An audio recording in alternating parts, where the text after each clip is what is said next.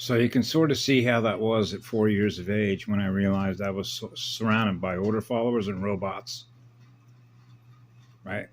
Follow the orders, follow the instructions.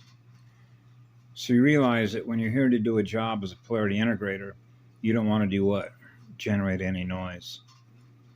Draw any attention to yourself because you're vastly different than everybody else that's running software here. By virtue of experiencing in them how much resistance they're experiencing in them that is held in memory, all the instruction sets that represent the obedience of what they've been complying to based on robots, or if you will, what we call robotic behavioral algorithms, which means compliance. Remember, when in Rome, do as the Romans do, so that they don't think that you're any different from them by virtue of compliance. Right? So I realized when I was a little kid, I was willing to load the programs of what people were held captive to in programming, because they're not free. Free to do what? Truly express themselves, who they truly are in spirit form, the spiritual form of the energy that is in flow, represent by the integration of their spirit with their soul, their oversoul, in order to burn off all the goo, all the miasma, the biochip implants, of the holographic inserts, if you will, which means what's been held in memory, visual information, visual mathematical information of what you experience visually, even in your dream state, represent holographic inserts. By the connection we have with those that represent what they do versus what we do, which is eternal energy creation realities. That means that everybody is free to experience what love is.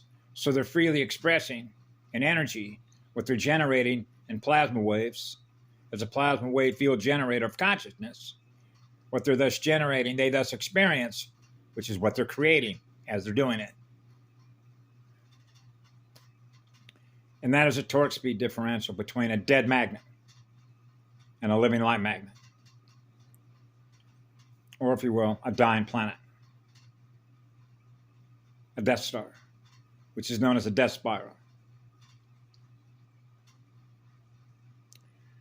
So you realize that's neurons. That's going after neurons. Okay? By programming people to obey the magnet, the dead light magnet. So now you're held captive as a source of energy, as a battery slave, to be a part of an energy harvesting system. Software development, genetic engineering, forbidden experiments, forbidden codes, code transfers, gene swarming, right? Because of formations of consciousness that know how to do what? Assemble things using codes that we experience in the future that does not experience the one as a result. So that's why as a child I realized they don't know what they're doing. Because what that means is that we're going to experience war in the future by virtue of what they did in the now. What we experience in the future that proves what they did. What we experience in the future. Future proves past. Back to the future. Right? The future we experience in us as a result of what they did versus what we do, which is not what they do. What we do is born out of eternal love. So now you can see why we're experiencing what we're experiencing now by virtue of what they did versus what we do in the beginning. So that means that they had to reverse engineer or deconstruct and figure out how we did what we did with crystal spirals. Born out of the first star. The eternal star, which is eternal unconditional love that's on fire. So this is where it becomes very delicate when you're hypersensitive to every unit of consciousness that we have a connection to, that we thus communicate with. And then we experience the reaction state of how that unit of consciousness responds to what we thus communicate in frequency and vibration, based on what's held in their memory, based on what's held in our memory. So the circulation libraries are simultaneously running codes and code transfers. Nodes. Nodes is codes. NC. NCPs. Right?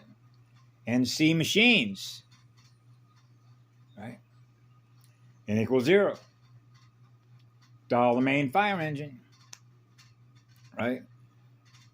So I'm very, if you will, aware of that. And so this is when you get into the difference between what we think and what we feel magnetically, at the speed at which those circuits are opening and closing to experience the purest of light, which means that light is always on, it's never off. So we're always experiencing being loved. So that love we experience in us is what allows us to heal. Thus, that allows us to help heal others, which is called restoration, which is bioregenesis, which is to salvage what we lost. So from a polarity point of view, a polarity integrator point of view, it means to remove all the codes, burn all the codes off that we're held captive to, that's held in memory, to experience what? Pain and suffering.